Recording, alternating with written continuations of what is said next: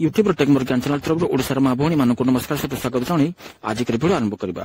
आजिकर video हम जानिबा सुभद्रा योजना टंका पाए आवेदन करथिबा समाज रे कोन भूल जोगु टंकाटी मिली पाइलानी ओ कोन कले सुभद्रा योजना टंकाटी मिली परिबो ए विषय रे ए भिडियो जानिबा भिडियो को प्रथम शेष पर्यंत देखंतु आपण जानि परिबे। जदि भिडियोटी भल लागिबो लाइक करदेबे संग मानको शेयर करदेबे एमति प्रकार भिडियो जदि चैनल पाइबा को चाहते सब्सक्राइब बटन को क्लिक करबा संगे संगे बेल आइकन को मध्ये क्लिक करदेबे। ताले आसंतु भिडियो स्टार्ट करबा। उपमुख्यमंत्री प्रभाती परिडा कहिथिले ओडिशार 1 कोटी योग्य हिताधिकारी महिला मानक सुभद्रा योजना सामिल करा जे समस्त को दियाजिबो सुभद्रा योजना टंका बोली मंत्री प्रतिश्रुति दैथिले। किंतु आवेदन करथिबा समाज रे किछि त्रुटि जोगु आवेदन करथिबा 1 कोटी ऊर्ध्व योग्य हिताधिकारी महिला मानक मध्यरु 80 लाख योग्य हिताधिकारी मानक टंकाटी मिली पाइला एवं 20 लाख योग्य हिताधिकारी मानक टंकाटी मिली पाइलानी। यार मुख्य कारण कोन रहिछि आसंतु जानिबा।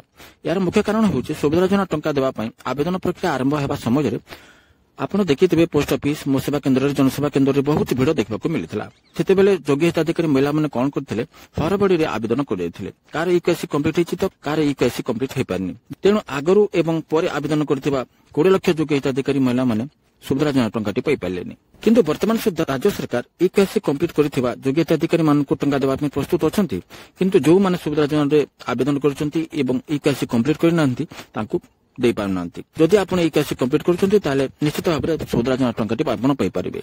एठी आवेदन करथिबा योग्य हिताधिकारी महिला मानक मन रे प्रश्न उठुतबो आमे केमिति जानिबो हमर ईकेसी कंप्लीट हेछि ना नै। सेति आपण कोन करबे पड़बो आपण पाखर थिबा सीएससी सेंटर बा जनसेवा केंद्र को जानतु। सेठी जनसेवा रे थिबा भाई को आपण कोंतु जे सुभद्रा योजना टंका पाया पे मु आवेदन करथिले मोर कोन असुविधा हेछि टिके देखंतु। सीएससी सेंटर भाई सुभद्रा योजना पोर्टल टी ओपन करिवे आपनकर ईकेसी कंप्लीट हेछि ना नै चेक करी देखिबे। सेठी गुटे ऑप्शन अछि नॉन ईकेसी एप्लिकेंट से ऑप्शन को क्लिक करिवे।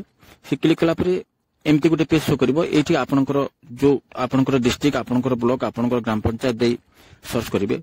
आपनकर ग्राम पंचायत रे जेते लोक सुभद्रा योजना टंकाटी पाई नांती समस्तनकर नाटी एठी शो करबो।